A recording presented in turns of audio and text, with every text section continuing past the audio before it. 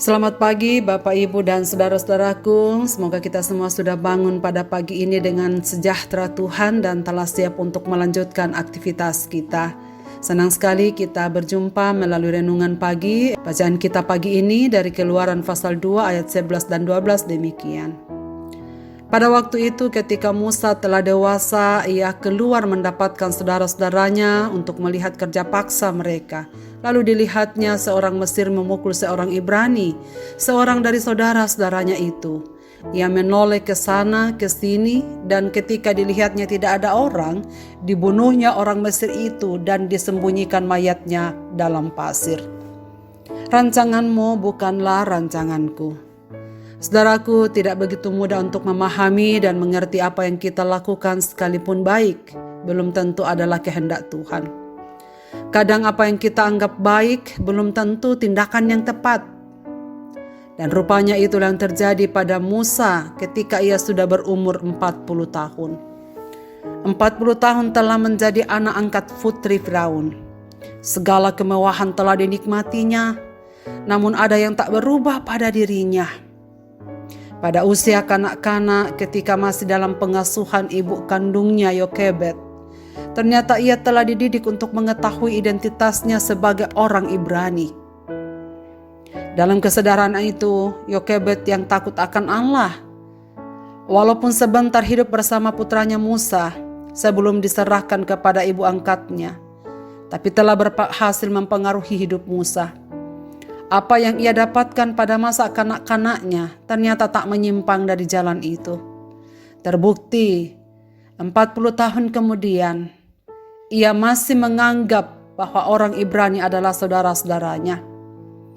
Bagaimanapun kenikmatan dan kebahagiaan hidup dalam istana, rupanya Musa tetap memiliki perhatian untuk saudara-saudaranya.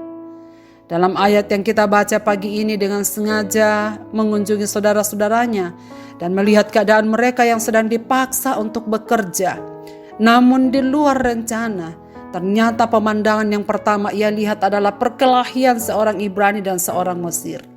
Tanpa pikir panjang, ketika Musa merasa tidak ada yang lihat dan situasi aman, segera saja Musa membantu orang Ibrani dan membunuh orang Mesir itu.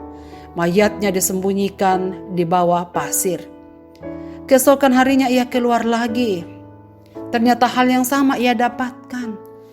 Musa melihat perkelahian dua orang pria, tapi kali ini kedua-duanya orang Ibrani, saudara sebangsa Musa sendiri.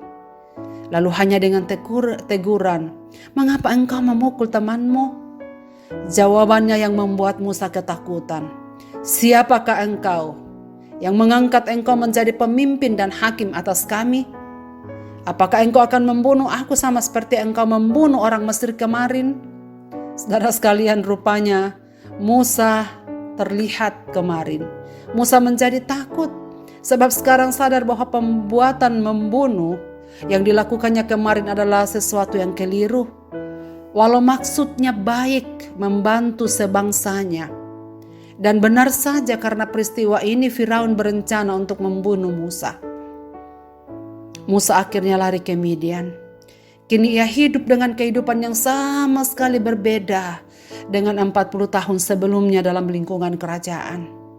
Kini ia harus menetap di Midian, memilih pekerjaan sebagai penggembala domba milik mertuanya karena menikah dengan Sipora, membangun rumah tangga, dan akhirnya melahirkan seorang anak yang bernama Gersom.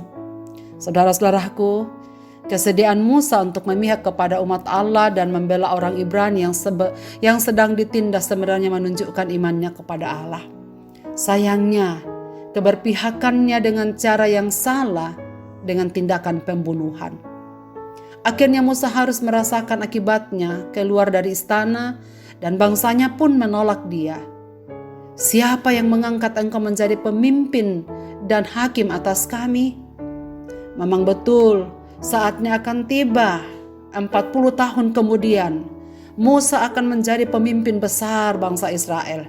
Tapi itu nanti, itu 40 tahun kemudian. Sekarang belum tiba saatnya. Ada waktu yang Tuhan kehendaki. Musa harus bersabar menanti waktu Tuhan. Lagi pula tidak harus melakukan tindakan dosa pembunuhan. Meskipun demikian, Musa tetap kembali kepada Tuhan. Ia menyerahkan hidupnya pada Tuhan. Dalam ketakutannya, saya percaya ia mencari Tuhan Allahnya. Dan syukur kepada Tuhan, sebab Musa tetap dalam kendali Tuhan. Ia lebih memilih seterusnya tinggal di luar istana. Musa menolak kesenangan-kesenangan dosa yang tidak kekal demi kehormatan menderita bagi Allah dan demi umat-umatnya. Itulah sebabnya Ibrani pasal 11 ayat 24 mengatakan, karena iman maka Musa setelah dewasa menolak disebut anak putri Firaun. Di ayat yang ke-25 dikatakan, karena ia lebih suka menderita sengsara dengan umat Allah daripada untuk sementara menikmati kesenangan dari dosa. Karena iman maka ia telah meninggalkan Mesir dengan tidak takut akan murka raja. Ia bertahan sama seperti ia melihat apa yang tidak kelihatan. Saudara-saudaraku, dari kehidupan Musa dalam teks ini kita belajar bahwa hati-hatilah dengan segenap tindakan kita. Jangan gegabah. Sebab tindakan gegabah hanya merusak rencana Tuhan dalam hidup kita. Tindakan gegabah Musa membuat ia gagal hidup di tengah-tengah bangsanya, menyaksikan penderitaan mereka seperti yang ia harapkan. Alangkah baiknya merendahkan diri dan menanyakan Tuhan apa yang terbaik untuk dilakukan saat itu. Jangan karena digerakkan emosi, apalagi amarah, sehingga kita tidak dikuasai hawa nafsu kedagingan. Dari Musa kita belajar, bertanyalah kepada Tuhan dalam segala hal, agar kita melakukan apa yang tepat menurut kehendak Tuhan, bukan menurut pertimbangan kita. Marilah kita berdoa. Bapa di sorga, kami mengucap syukur untuk firman-Mu pada pagi ini mengawali kegiatan-kegiatan kami. Dalam minggu Advent ini kami mohon Tuhan menolong kami, supaya kami diberikan kebijaksanaan, selalu memilih tindakan yang tidak hanya benar, tetapi tepat seperti yang Tuhan mau. Supaya kami menjadi peka terhadap perbuatan daging, dan kami terus mengoreksi hidup kami sampai Tuhan datang yang kedua kalinya. Agar rencana-rencana Tuhan itulah yang tergenapi dalam hidup kami, bukanlah rencana-rencana kami. Berkatilah seluruh pendengar firman-Mu pada pagi ini, dimanapun mereka berada. Biarlah tangan-Mu melawat hidup mereka, supaya kami semua berjalan serta-Mu di sepanjang hari ini. Ke dalam tangan kasih-Mu Bapa, kami serahkan hidup kami. Di dalam Yesus Kristus kami berdoa. Amin. Selamat beraktivitas Bapak, Ibu, dan saudara-saudaraku. Tuhan Yesus memberkati kita dengan firman ini. Amin.